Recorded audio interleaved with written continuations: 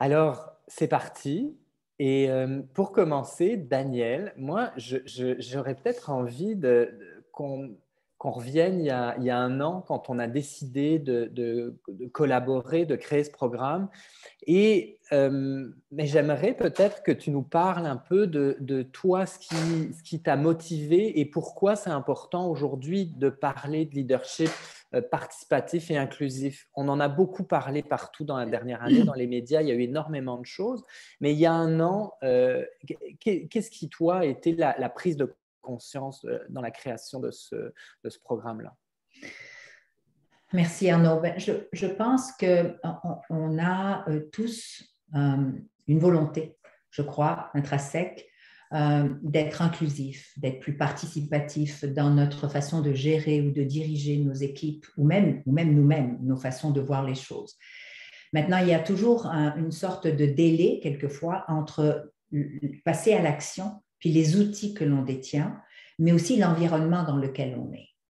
Donc, il y a trois choses qui sont toujours importantes. C'est est-ce que je suis dans le bon environnement pour faire ce que j'ai envie de faire et grandir, pour être plus inclusif, plus participatif, être créatif. Enfin, c'est tout ça, continuer d'être passionné.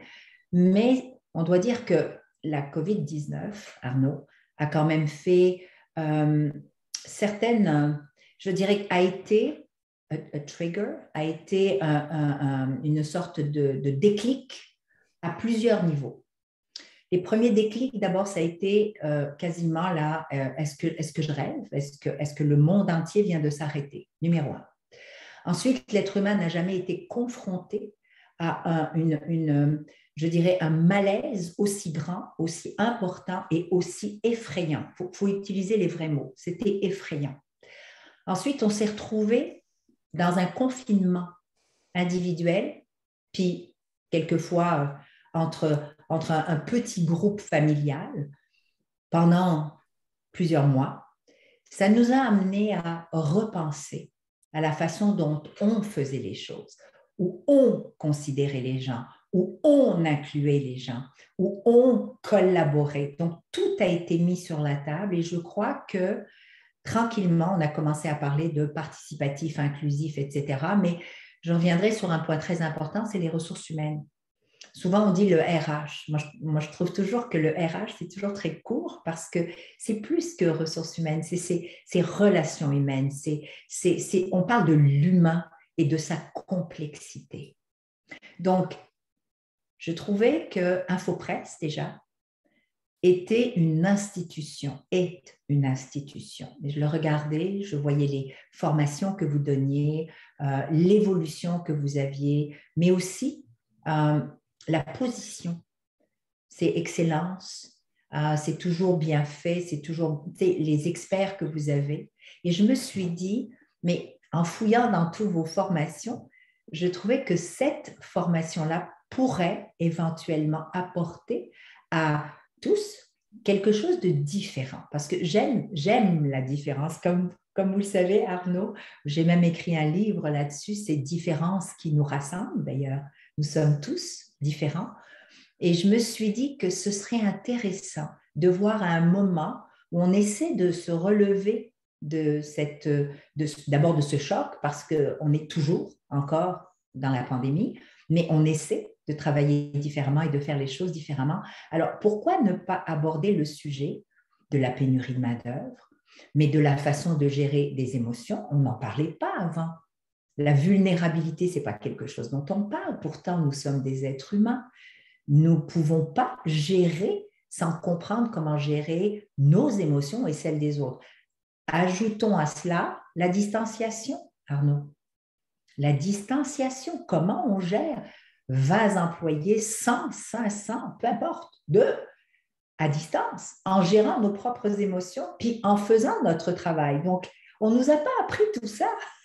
Donc, c'est un ajustement. Alors, comment, je me suis dit, puis on a eu cette discussion, comment toi, avec ton institution, tes experts, moi, avec mon parcours, mes connaissances, mon terrain, ma façon de voir les choses, on pourrait mettre ensemble des personnes venant de différents secteurs d'activité, différentes cultures, différents genres, différents sexes, différentes générations. Comment on pourrait les mettre ensemble et puis collaborer à faire des choses encore mieux, mais en partant de l'humain. Voilà. Et, je rajouterais aussi que quand on a commencé à concevoir ce programme ensemble avec Daniel, on s'est aussi rendu compte que, bon, oui, la diversité, bien sûr, on en parle énormément et on va en parler pendant ce programme. Puis quand on parle de diversité aussi, je pense que c'est important de rappeler qu'on parle autant de diversité de genre, de culture, mais aussi de génération, donc de toutes les diversités. Mais aussi on a aussi beaucoup parlé de la solitude des gestionnaires. Et tout gestionnaire qui arrive dans un poste ou qui doit gérer une équipe a déjà une forme de solitude, une solitude qui a été amplifiée avec la COVID, où tout le monde s'est retrouvé du jour au lendemain chez soi, est forcé d'être un petit peu aussi sur un pied d'égalité. Donc, ça change complètement le rapport. Et je pense que c'est là aussi où est né ce mot participatif, parce qu'aujourd'hui, gérer, ça aussi, ça demande, ça requiert absolument la participation de tous.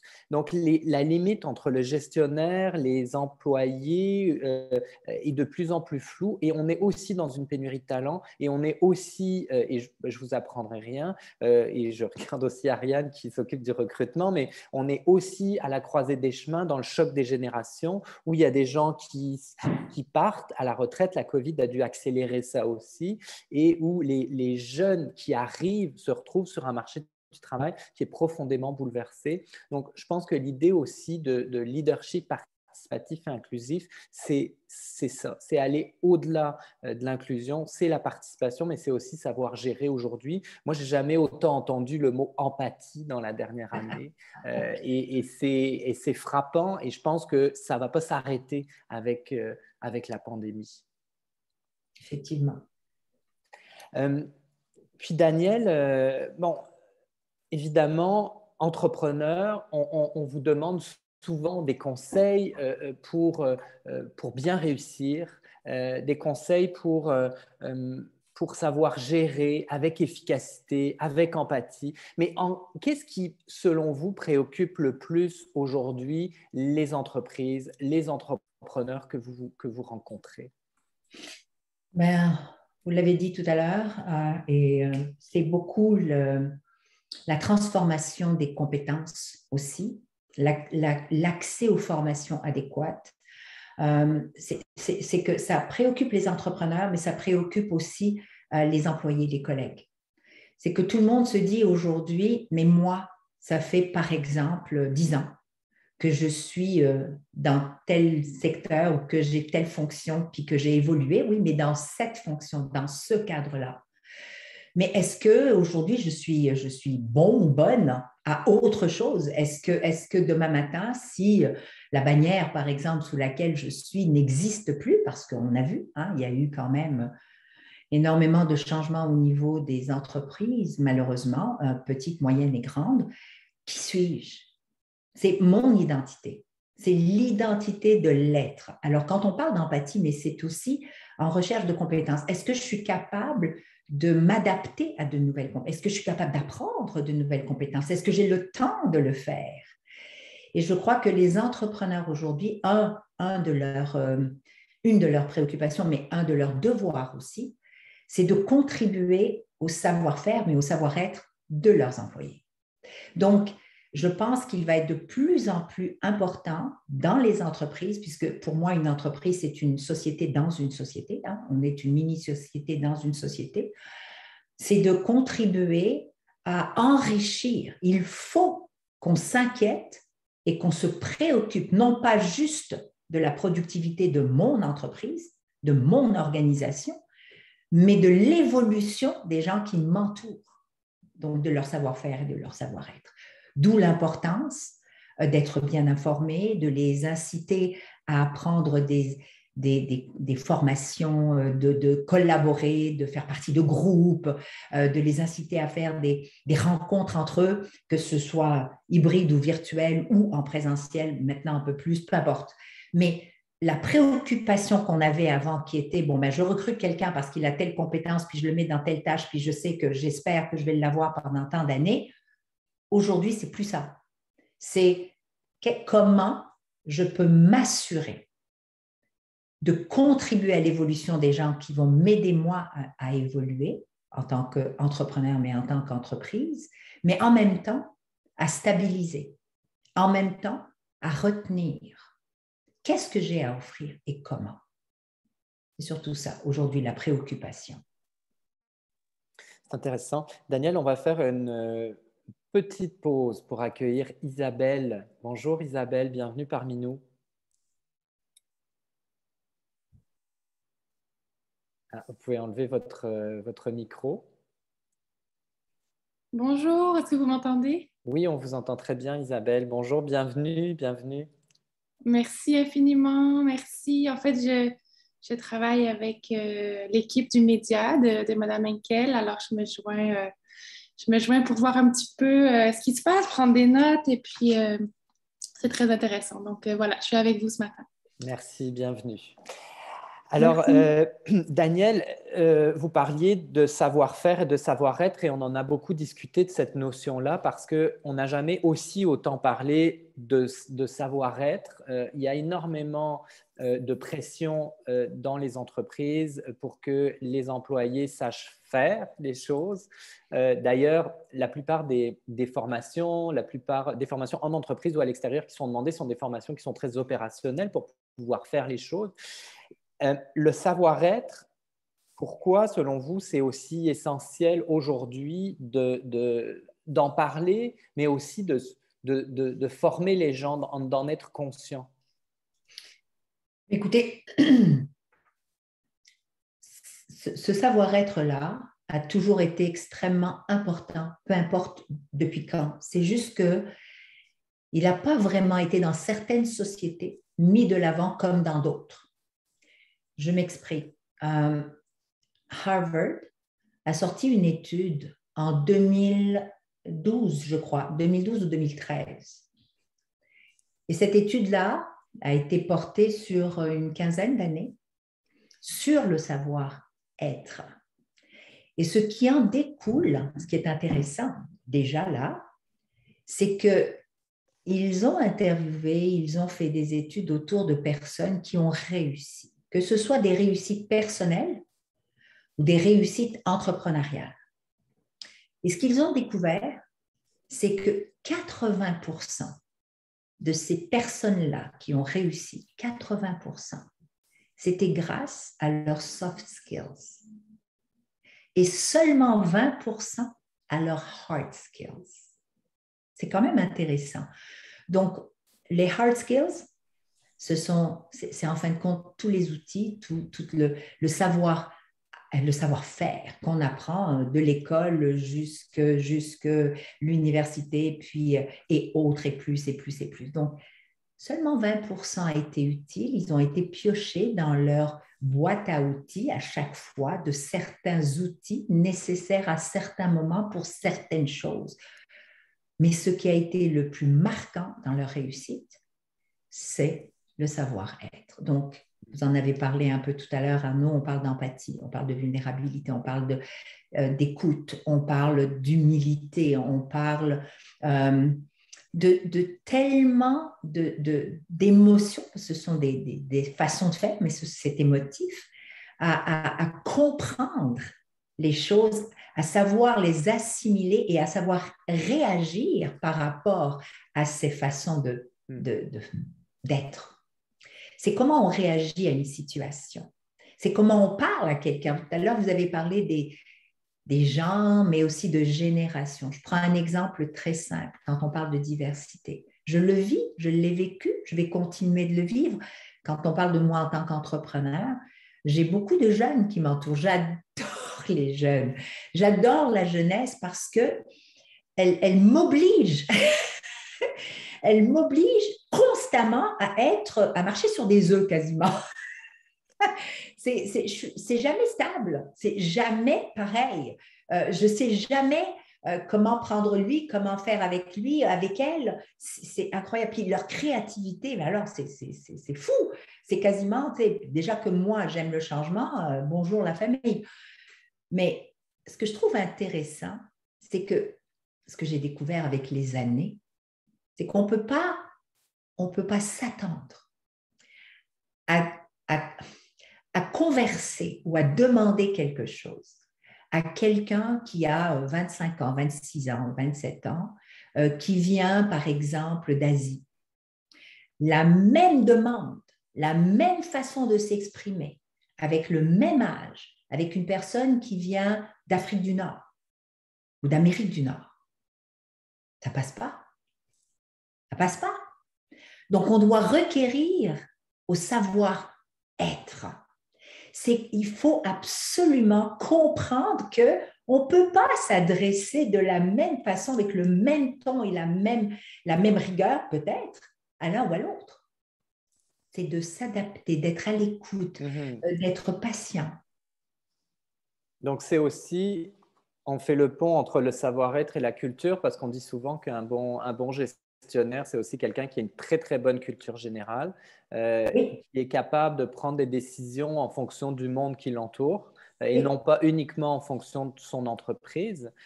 Et en même temps, ça nous amène aussi sur donc, la question de la culture et la question de la diversité, bien sûr. Aujourd'hui, il n'y a plus une entreprise qui se demande, qui se dit, est-ce que la diversité c'est important? Je pense qu'on a dépassé ce stade, mais malheureusement, il y a encore beaucoup d'entreprises, de grandes entreprises qui ont, et je pense Daniel, vous pouvez en témoigner, au sein de leur conseil d'administration, au sein de leurs équipes de direction, encore du mal à mettre en place certaines choses, ne serait-ce que la parité avec des femmes. Alors, les autres diversités, n'en parlons pas. Pourquoi c'est aussi difficile encore aujourd'hui de dépasser le simple stade de la discussion? Deux raisons, mais une en particulier. Deux raisons parce que des fois, on est bien, encore une fois, dans le normal. On est bien dans la routine. Hein? L'être humain n'aime pas trop le changement. Donc, quand on a un conseil d'administration qui fonctionne bien, puis qui fait ça depuis 15 ans, ben, pourquoi commencer à changer? Numéro un. Numéro deux, on ne sait pas faire. On ne sait juste pas faire. Je dis souvent, n'allons pas chercher le côté négatif des choses. C'est trop facile.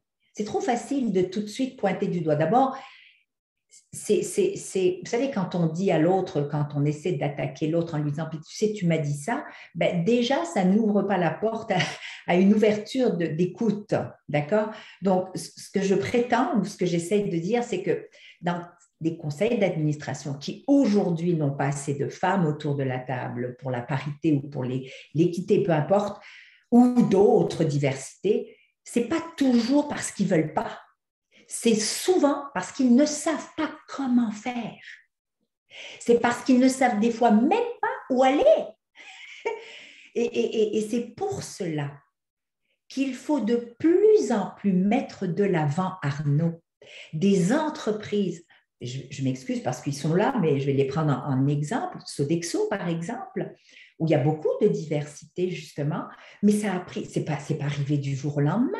Il y a eu une volonté, il y a eu un travail, il y a eu un apprentissage, mais c'est d'aller vers les organisations aussi, des organismes, des gens de terrain. Il faut connaître, vous l'avez dit tout à l'heure, son environnement, pas juste son environnement entrepreneurial, mais son environnement. Qui fait quoi? Qui peut m'aider? Qui peut aller chercher telle ou telle compétence dans tel ou tel secteur? Je veux quelqu'un de LGBTQ. À qui je m'adresse? À la Fondation Émergence. Je veux quelqu'un qui fait, je ne sais pas, quelqu'un qui a un handicap, mais je ne sais pas comment m'adresser. Ben, peut-être aller à l'OPHQ. C'est des exemples que je donne. Et donc, je suis fière de le dire, un de mes rôles à moi, ce que j'ai découvert, c'est que la voix qu'on m'a prêtée, qu'on me donne, c'est justement de faire découvrir à nos entreprises, à nos entrepreneurs, à nos dirigeantes et dirigeants, tout cet écosystème qui doit travailler ensemble. C'est ça le participatif aussi, puis c'est ça l'inclusif aussi. C'est de sortir de son secteur. Ce que j'aime beaucoup, c'est ce que certains ont dit, je suis là parce que je veux sortir de ma bulle, je veux voir autre chose, je veux apprendre, je veux constater, je veux m'enrichir. C'est cela.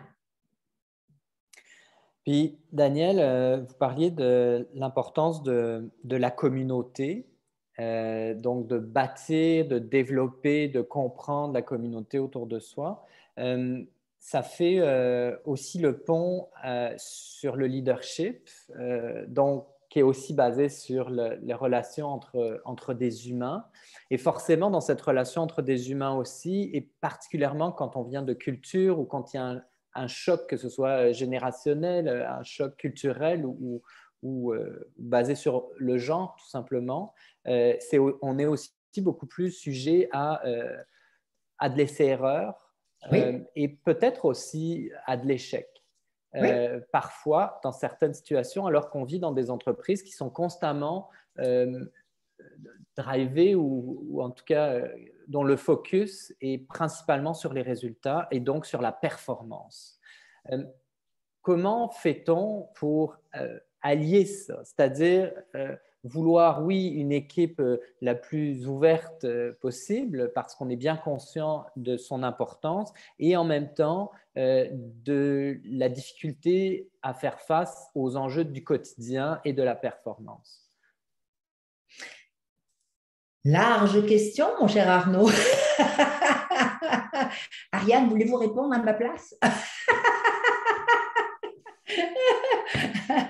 Mais l'échec, on en parle très peu dans Très peu, très très peu, très très dans les peu. organisations et Oui, j'ai vu peu d'organisations qui permettent vraiment oui, un mode d'essai-erreur, particulièrement des grandes organisations. oui.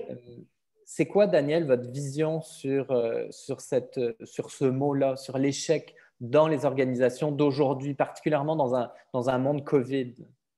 Ben, écoutez, je crois sincèrement que si on parle de moi, c'est à moi que tu t'adresses, Arnaud, hein, donc je vais te parler de ma façon de voir l'échec et de ma façon de voir la peur, parce qu'ils sont reliés, ils sont interreliés. L'échec en général, ça a toujours été mis de côté parce que on veut plaire. L'être humain a besoin d'une chose en particulier et c'est excessivement fort, c'est de plaire et d'être aimé. Okay? Ça, c'est vital, c'est l'air qu'on respire.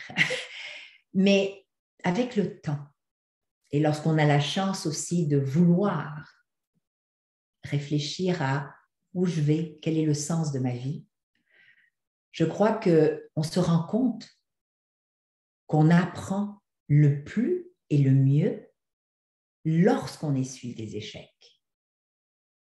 Et non pas lorsqu'on est dans un mode de réussite, parce que ça coule, donc on avance, on porte peu attention aux gestes qu'on a posés ou à l'équipe, ce qu'ils ont fait, parce qu'ils sont coordonnés. Mais lorsqu'on essuie des échecs, c'est là où on se pose des questions, où on essaye d'analyser, où on se dit, mais où est-ce qu'on l'a échappé? Et c'est là où on grandit. Donc pour moi, parler de l'échec, c'est un sine qua non, ça fait partie de ma vie d'entrepreneur, de femme, de maman et de grand-maman. J'ai eu des échecs avec mes petits-enfants parce que je n'ai pas su des fois faire la même chose avec l'un ou l'autre, tout simplement gérer une crise avec l'un ou l'autre. J'ai eu des échecs en tant que maman. J'ai aussi eu des échecs en tant qu'entrepreneur. J'en ai eu et je vais en avoir. C'est certain. Ça fait partie de la vie. C'est comme ça. Quand il y a mouvement, il y a réussite, échec. C'est ça. Avance, le mouvement. Alors, comment? Ben, c'est tout simplement de se dire que si je fais suffisamment confiance, c'est un mot qui est important, Arnaud, lorsqu'on a une équipe, lorsqu'on sait comment on gère cette équipe, quelles sont les forces et les faiblesses de son équipe, lorsqu'on est suffisamment authentique et transparent en tant que leader, on doit absolument laisser la place à faire des erreurs. Il faut absolument qu'on soit capable d'accepter que oui, en tant qu'être humain, juste là, OK? Juste, on n'est pas un robot, on n'est pas programmé, on n'a pas de bouton qui dit stop, arrêt, erreur ici, on recommence, on rewind. Non, on est un être humain. On va faire des erreurs. On peut faire des erreurs. Mais il faut être Il faut être ouvert à ça. Il faut accepter que je ne pense pas, en tout cas je ne l'ai pas encore vécu, je ne pense pas qu'une erreur soit aussi drastique qu'elle puisse emmener une entreprise à la débâcle, une erreur.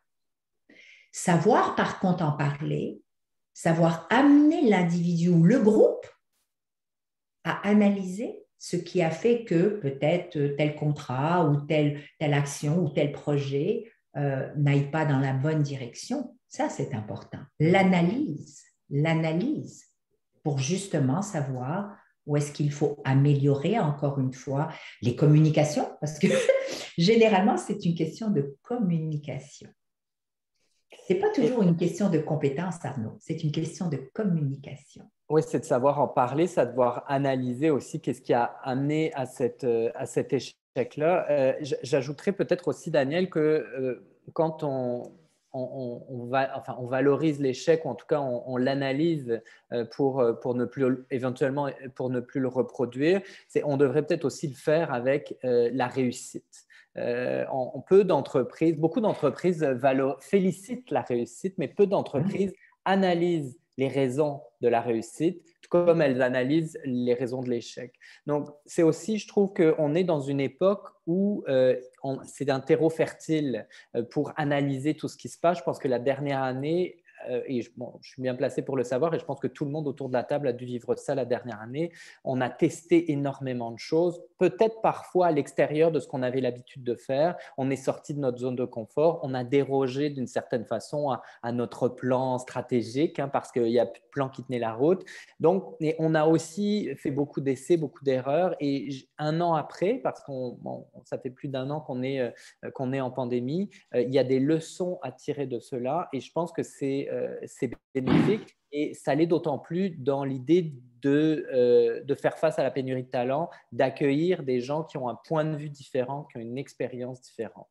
Donc, je pense que c'est ça aussi l'ouverture, Arnaud. L'ouverture, l'acceptation qu'on ne sait pas tout. L'ouverture à savoir, quand je parlais tout à l'heure d'être un leader, mais avec un peu d'humilité, c'est d'accepter aussi qu'on ne peut pas avoir toutes les réponses, c'est impossible. Absolument. Je veux bien essayer, mais je dois céder la parole. Je dois faire briller aussi. C'est mon rôle. C'est mon rôle de faire briller les autres. Ce n'est pas mon rôle de briller. Absolument. Voilà, donc c'est vraiment d'être à l'écoute, beaucoup.